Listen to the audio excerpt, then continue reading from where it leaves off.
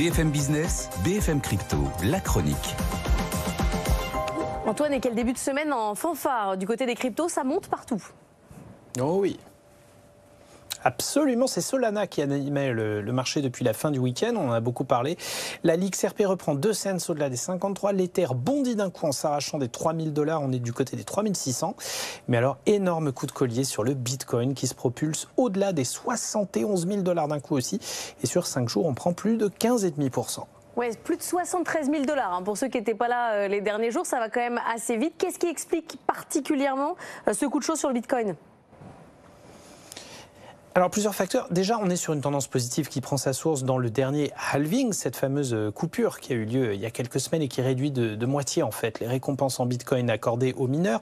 Les derniers événements du genre ont toujours systématiquement été suivis d'une tendance haussière continue en moyenne sur les 180 jours suivants, avec constitution d'un vrai effet rareté. Et le dernier est arrivé en plein moment charnière, justement, pour le Bitcoin, qui devient un actif de plus en plus regardé et travaillé par la finance traditionnelle via les fameux ETF spot, qu'on a beaucoup commenté, mais qui ont besoin d'actifs sous-jacents pour fonctionner. Actifs donc de plus en plus rares et chers.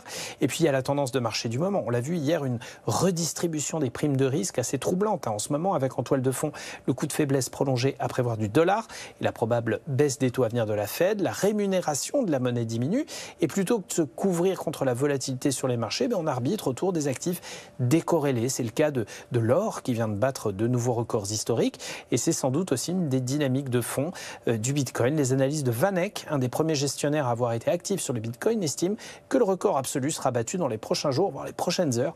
VanEck qui estime que le Bitcoin pourrait constituer à terme la moitié de ses actifs sous gestion contre 10% seulement au début de l'année. Merci beaucoup Antoine. On se retrouve après le journal de 7 heures pour faire un point complet sur les marchés.